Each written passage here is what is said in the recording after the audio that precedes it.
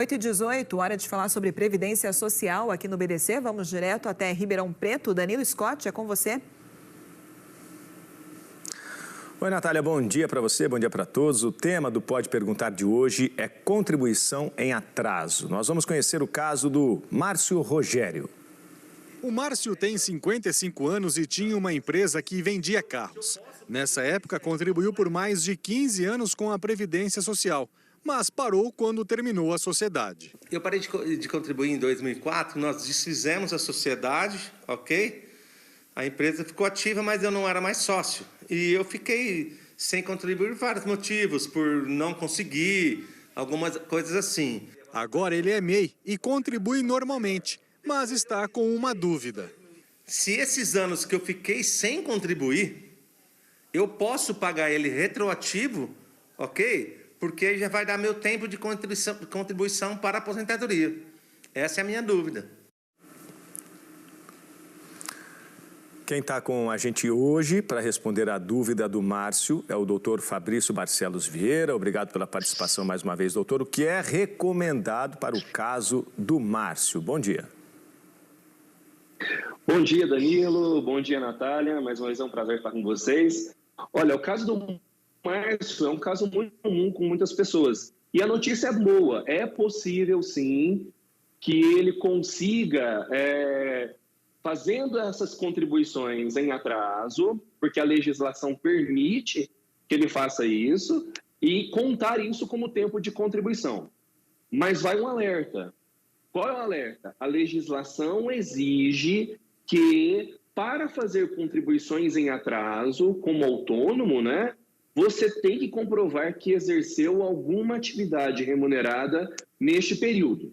Tá? Então, você tem que comprovar, né, se, por exemplo, ele for um autônomo através de uma inscrição na prefeitura, se ele for um profissional liberal através da sua inscrição no cadastro junto ao órgão de classe, se ele é um empresário através aí, demonstrando que a sua empresa está em atividade. Então, é perfeitamente possível fazer, sim, essa contribuição com essa ressalva de que ele tem que comprovar que exerceu atividade remunerada no período. Então, o alerta é, nessa situação, procurar um profissional especializado para que possa orientar adequadamente aí o Márcio e pessoas que estejam nessa mesma situação, para que, de repente, desembolsem um valor alto e na hora que for necessitar, na hora que for levar isso para o INSS não aceitar, então, essas contribuições. Então, muito cuidado. E vai também uma observação, né? E qual é a observação? Para aquele profissional autônomo que presta serviço à pessoa jurídica, ele não tem necessidade de fazer essa contribuição. Por quê? De acordo com a legislação, aquele profissional autônomo que presta serviço à pessoa jurídica, a pessoa jurídica, na hora de fazer o pagamento, tem que fazer também a contribuição para o INSS. Então, por exemplo, se o Márcio é um pintor e fez o trabalho de pintura para uma empresa do comércio local, na hora que a empresa fizer o pagamento para ele, tem que fazer a contribuição para o INSS. Então, ele não precisa contribuir nesse período que ele prestou o serviço à pessoa jurídica. Basta que ele comprove que exerceu esse trabalho, seja através de um recibo, através de uma conversa via WhatsApp, a demonstração de um pagamento em conta bancária e assim por diante. Doutor Fabrício, bom dia. Talvez seja uma orientação parecida para outra dúvida que eu tenho aqui do Gilmar de Indaiatuba. Ele diz que ele quer recuperar um tempo que ele não recolheu quando ele teve loja. Ele diz que recolheu só dos funcionários. O INSS autorizou recolher o retroativo, só que ele não tem as GFIP do período. Ele quer saber como que ele faz, então, para recalcular. Então, o ideal é que ele procure um profissional especializado para fazer esse recálculo para ele, né? E também fazer essas contribuições com essa garantia de que ele exerceu uma atividade remunerada. Olha, então que ele era dono de uma empresa, a empresa estava ativa, inclusive fez pagamentos para, né, seus funcionários, e ele tem que comprovar também, e isso pode ser feito através do contrato social, que ele também tinha direito de retiradas, o famoso prolabore. Então, ele precisa comprovar isso também, né? Então, a orientação é que ele procure um profissional especializado, um advogado especialista na área, para dar aí as corretas orientações para ele.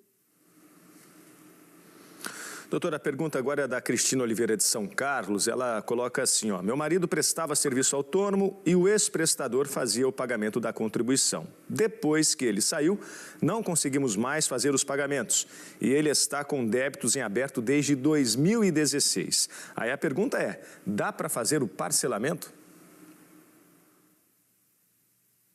Cristina, é possível sim, tá? Embora não haja uma legislação específica autorizando, né, isso de forma indeterminada, mas existem alguns programas da Receita Federal que nós temos que lembrar que o pagamento em atraso de contribuição social, né, de contribuição para o INSS, é feito através da Receita Federal.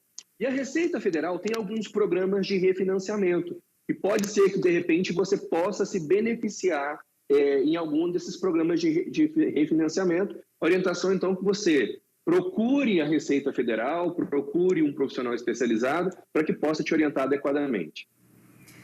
Doutor Fabrício, mais uma dúvida da Rosângela de Campinas. Ela quer perguntar sobre o marido dela, que faleceu, e ela tinha parado de pagar a Previdência. Porém, tinha uma doença crônica há 24 anos, câncer na cabeça. Ela tem direito à pensão por morte?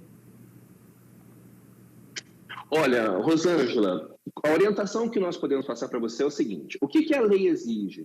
A lei exige que, quando a pessoa faleceu, ele estivesse na qualidade de segurado. O que significa isso? Ele teria que estar contribuindo com o INSS ou, em algumas situações em que, mesmo não contribuindo, ele estaria vinculado com o INSS. E pode ser que, nessa situação, que ele estava muito doente, que ele já poderia estar afastado pelo INSS ou até aposentado por invalidez pelo INSS, e ele estaria, então, nessa chamada qualidade de segurado quando ele faleceu. Então, há possibilidade, sim, de você conseguir a pensão por morte. O ideal, mais uma vez, é que você procure um advogado especialista que vai fazer a análise do seu caso e, se couber, tomar as medidas necessárias. Pergunta que vem do Edmilson de Campinas. Sou crônico renal, recebi auxílio-doença, agora fui aposentado por invalidez. É normal, doutor, ter que devolver o que recebi no auxílio-doença a mais?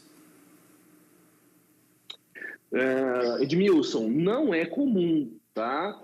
Só é comum quando você recebe algo além ou de forma errônea, tá? Não é comum isso. Porém, nós tivemos um grande problema com relação ao novo cálculo da aposentadoria por invalidez após a reforma da Previdência. Ela é mais desfavorável do que o auxílio-doença. Olha que situação esdrúxula, né? Então, se você, na mesma situação, tem direito ao auxílio-doença ou aposentadoria por invalidez, se for concedido para você a aposentadoria por invalidez, o valor vai ser mais baixo do que o auxílio-doença. E se, porventura, né, você recebeu o auxílio-doença e depois a aposentadoria por invalidez, e essa aposentadoria por invalidez foi retroativa, provavelmente o cálculo dela foi desfavorável e talvez seja por isso que o INSS está descontando de você, viu, Edmilson? Mas há entendimentos jurisprudenciais, ou seja, há entendimentos da justiça que isso é de forma, isso é inconstitucional. Esse cálculo desfavorável é inconstitucional. Então, a orientação é procurar um advogado especialista, né, para te dar aí as corretas orientações. Doutor Fabrício Vieira, muito obrigado pelas suas informações. Eu volto com a Natália. Obrigada, Danilo, e também ao doutor Fabrício mais uma vez com a gente, tirando todas as dúvidas sobre Previdência Social.